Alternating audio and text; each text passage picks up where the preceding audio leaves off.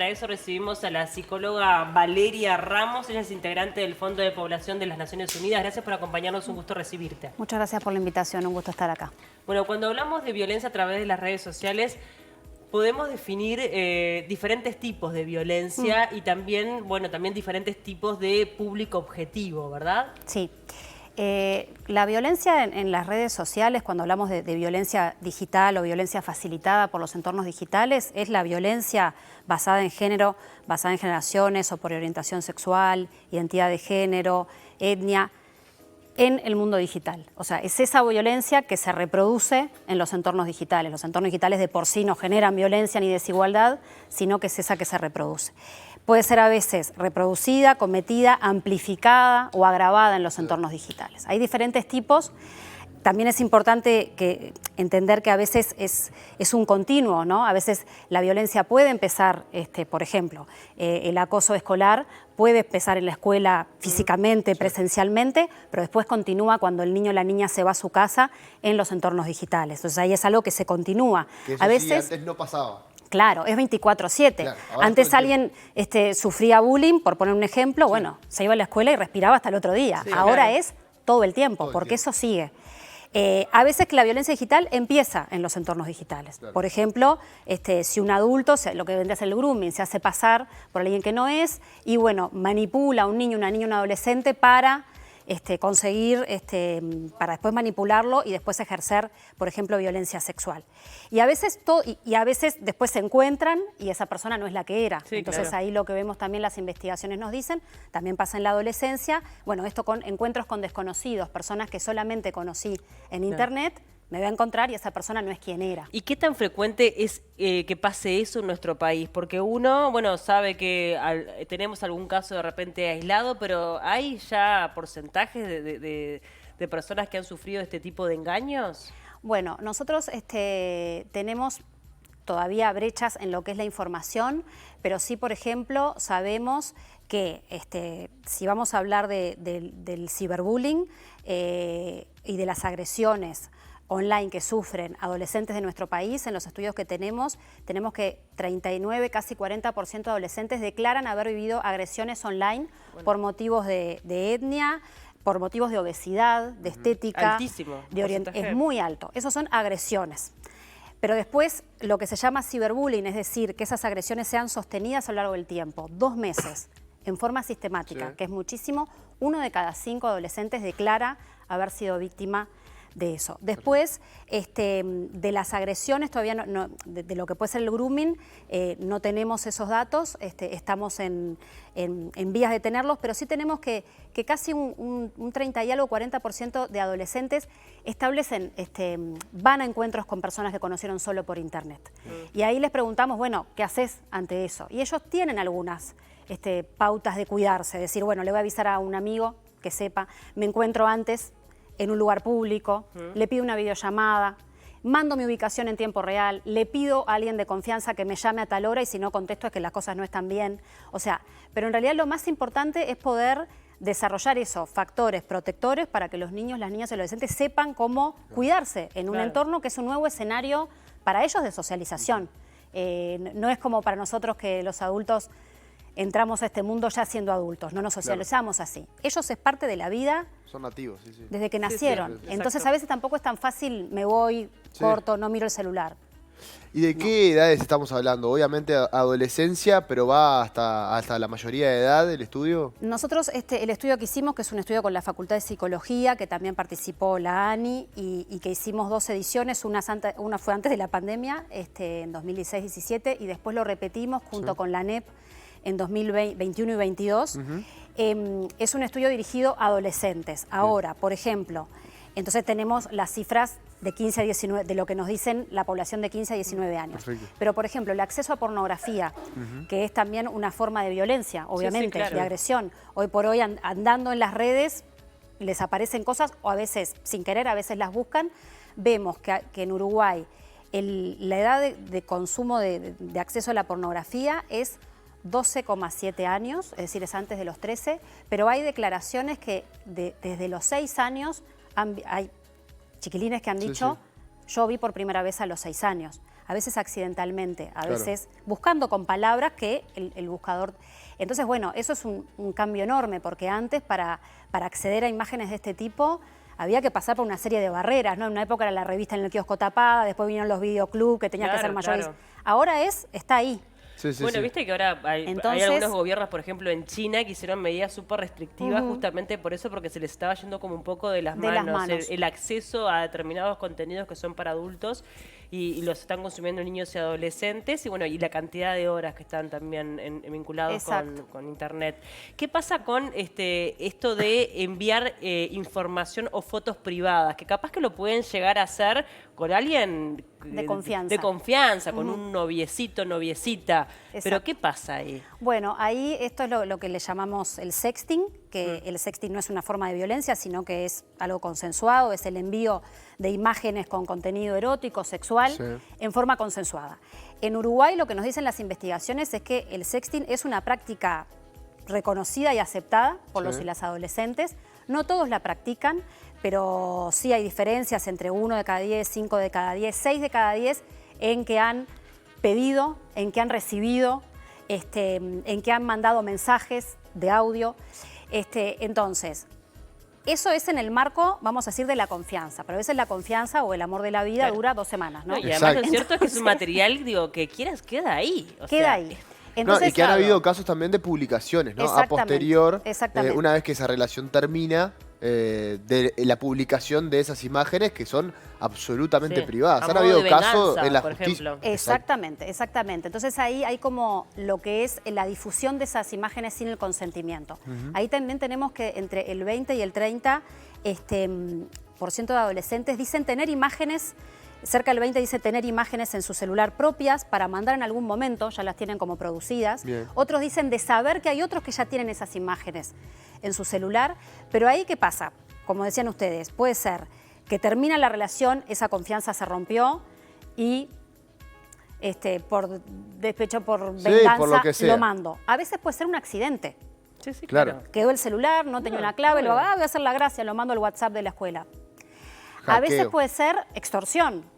Y eso los adultos agresores también lo hacen. Bueno, una vez que yo tengo algo tuyo, te empiezo a extorsionar y mándame más, porque si no, yo esto lo hago público, o le hago tal cosa a tu familia, ¿no? Entonces también pueden, entonces existen los accidentes. Entonces, el envío puede ser en primer momento consensuado, pero después eso, y la difusión de imágenes es un delito en nuestro país. Sin embargo, eso sucede, y bueno, y eso es un problema. Ahí de nuevo, saber, tener conciencia de que una vez que uno hace algo y lo mandó, dejó de ser de uno. Pero ¿cómo trabaja delitos informáticos? Porque, digo, también esto es nuevo, sabemos que es un departamento que viene desarrollándose dentro de lo que es el Ministerio del Interior desde hace un tiempo. ¿Es efectivo? ¿Se trabaja? ¿Realmente tienen el personal necesario para poder recibir todas las demandas que tienen en cuanto a denuncias? ¿Es un camino difuso? Porque a veces tiene que ver más con la red social que con una denuncia que uno puede realizar en delitos informáticos. Exacto. Ahí tenemos la Fiscalía General de la Nación, que este año en enero creó una nueva unidad de ciberdelincuencia justamente para todos los delitos que tienen que ver con lo informático. Y como vos decías, tenemos también en el Ministerio del Interior toda la parte de delitos informáticos. Nosotros trabajamos con ellos, hemos coordinado. Y la verdad, porque aparte lo que tienen también estos delitos que muchas veces son transfronterizos, entonces ahí también Claro. tiene que entrar Interpol, porque muchas veces esa persona con la que hablo está en otro país, Sí, con sí. lo que habla el niño.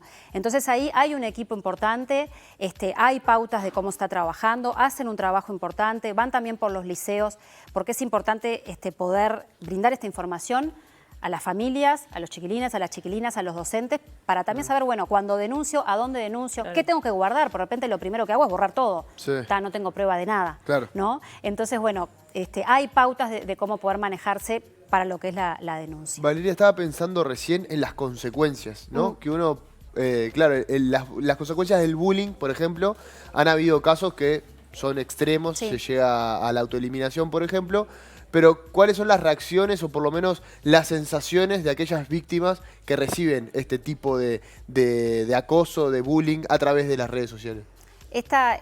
este tipo de violencia tiene impactos obviamente en la salud mental como todos los tipos de violencia, pero tiene algunas especificidades, ¿no? A veces es esa sensación, depende cuál es el tipo de violencia, pero es esa sensación de todo el tiempo, de 24/7, de decir, bueno, yo estoy acá, primero, puedo estar siendo objeto de violencia adentro de mi cuarto sola, porque es estar con el aparatito. Es saber decir, se viralizó un video mío, ¿quién lo estará mirando ahora? Llego al liceo, todo el mundo me mira, lo habrán mirado, lo vio el almacenero, ¿no? Es como esa sensación y a veces eso trae trastornos en el sueño, ansiedad, obviamente puede traer mucha depresión, vergüenza. A veces no cuentan por vergüenza, porque a veces es decir, bueno, yo le tengo que ir a contar a mis padres que me encontré con alguien que conocí solo por internet y en realidad no cuento nada, ¿no? Entonces a veces si no hay diálogo o si cuento me van a sacar el celular, lo peor, ¿no? Para un adolescente muchas veces que eso pase.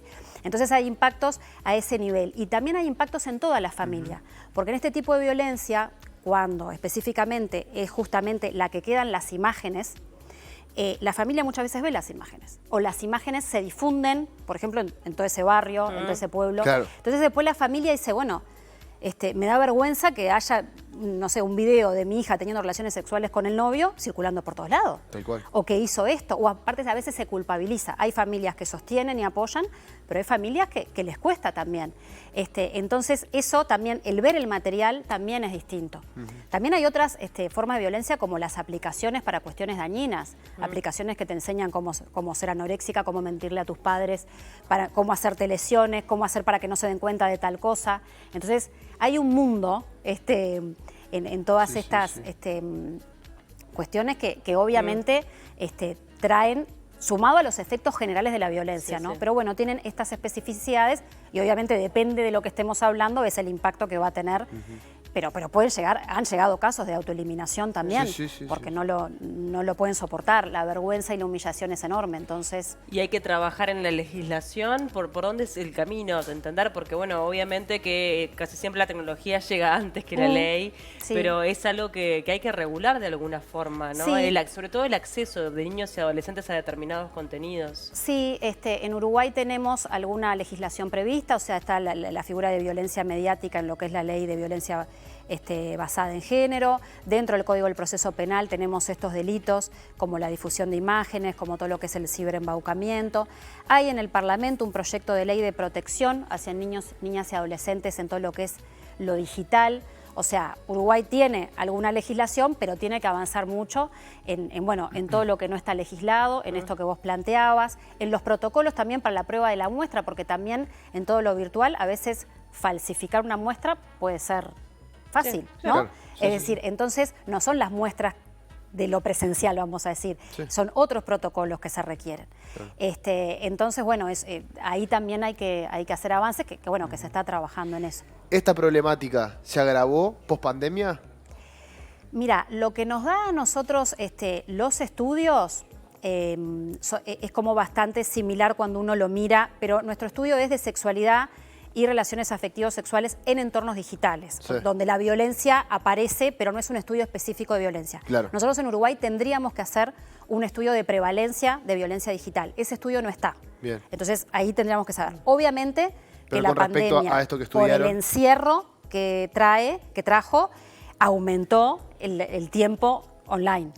Entonces, obviamente, aumentó esas posibilidades. Ahora ya hemos vuelto hace tiempo a la presencialidad, pero bueno, no lo tenemos medido ahí, pero obviamente todo lo que fue violencia en la pandemia, a veces quedarse dentro de la casa también, se hablaba de la segunda pandemia, ¿no? El COVID y la violencia. Totalmente. Sí, la verdad que son grandes desafíos también para todos los trabajadores de la salud mental, ¿no? Porque esto afecta muchísimo la psiquis. Pensaban que también algo que podría parecer inocuo, qué impacto puede llegar a tener una amistad que es solo del mundo digital, ¿no?